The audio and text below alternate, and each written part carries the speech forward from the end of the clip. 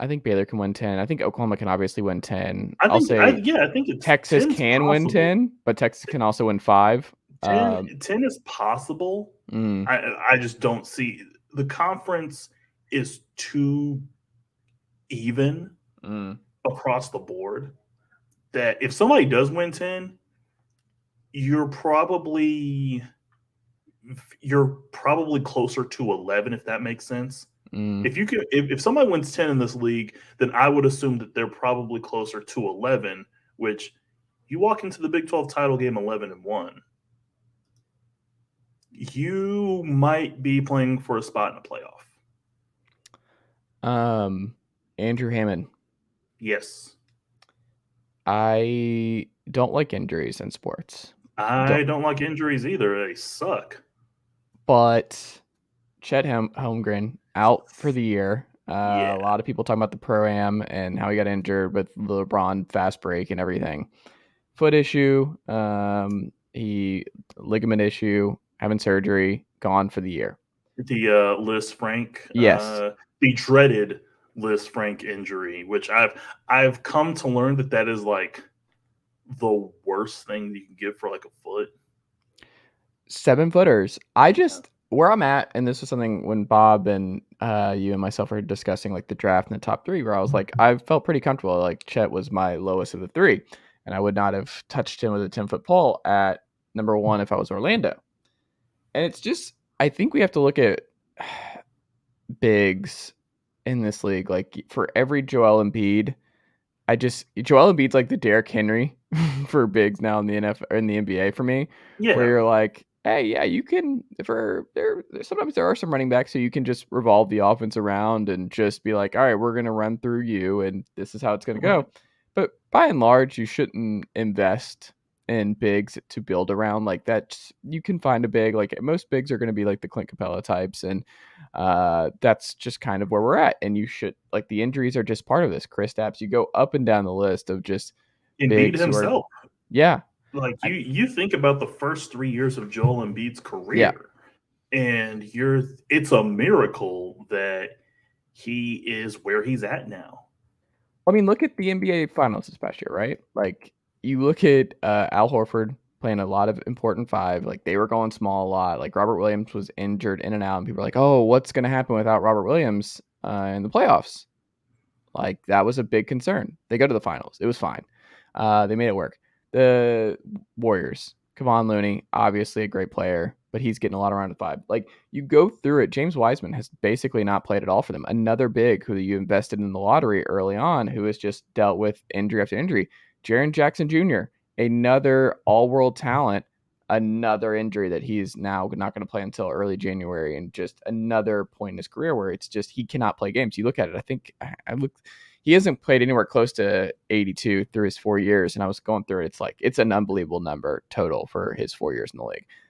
So that's probably over. At some point, you're just like, all right, the injuries are just adding up, and he's just not going to be the same player. And the Thunder, the thing about them though that's interesting is that, like, I like Chet Holmgren, but I would like him more if you're like not trying to build the boat around him. You're just like, he is another supplemental piece, and if he's healthy and what he can do, great, then he'll be a really good player. But we have to operate on the assumption that he's a big, and it seems like that is just such a risky proposition because of how fast this league is and what they're asked to do at this point. It's just asking a lot for 7-footers to do what they're trying to do every day. And now they're going to be back in the lottery. They were going to be back in the lottery anyway, but now they're going to be a really bad. You've set up the camper. Yes, exactly. And you look at this, and I'm like, I think this is the best thing for them because there was a lot of talk this offseason where it was like once they got Chet, they're like, all right, they got their core: Shea, Giddey, and Chet. And I'm like, that's not a core. That's not a core. We take core. And this is my problem. I'm glad we're on the same page here because that was something that I never understood. I'm like, no, they're still not at a core. This is the problem that I have with NBA Twitter and the new school analysis of roster building in the NBA. We make too much out of average players. And Look, I think what Oklahoma City did last season, I would make the case that they overachieved Mm. because you look at that roster on paper and you're just kind of like, eh, a lot of They only and won 24 games. yeah, but at the same time, you're just like, there's good pieces there. Like there's talent there. There's guys who can make sure that you aren't completely being pile driven into the hardwood every single night. Mm. There's some solid guys, but in terms of a core, how many times did we hear about the bevy of draft picks that Oklahoma City has acquired, for the next 4 or 5 years? Like that can't be your core if you've got this, Ryder truck full of draft picks that is ready to be unloaded. Mm. You can't call that a core because the moment one of these guys starts to struggle and they hit the downside of their career, which happens more often than not, I'm assuming. Uh, you can't sit there, and especially if Oklahoma City's going to get not, I hate saying it like this, but if they get swindled, lack of a better term, in trying to keep a group of guys together that won't really shouldn't be there together Hmm. because you know you can get somebody better. Yeah, that's not no. I just they're gonna. I mean, we obviously know about Bob's favorites, the French Victor, coming over in the draft. So maybe that's the possibility. But I just I look at it and they're gonna be horrific this year. I feel bad for SGA, who I'm a big fan of, and I was encouraging the Hawks to trade for the last year and a half, but they trade for Dejounte, which is fine. So I'm excited either way. But that's fine. But they're gonna be playing Lou Dort, Jalen Williams, Josh Giddey, Shea, Trey Mann, Ty Jerome. I mean, Lou Dort's not bad. their big rotation is Darius Baisley, Poku, Kenrich Williams, Jeremiah Robinson, Earl's probably starting at the five. Muscala is backing him up there. Maybe Favors gets a little bit. It's a horrific big rotation. Like they are. This is going to be a bad basketball team once again, and I don't know. I think it kind of might be a blessing if they can get one more a true superstar upside guy, because I feel like they don't have that still on this roster. They have a bunch of good collective guys that you want on a contender, but they just don't have that one. And I Yeah, don't think Chet was it either. you have a lot of guys who are emerging role players, Yeah. which okay, that's you could sneak up on somebody in a February and reel off maybe 2 or 3 straight games. Mm. Great. What about the other 79? Look, I think Oklahoma City.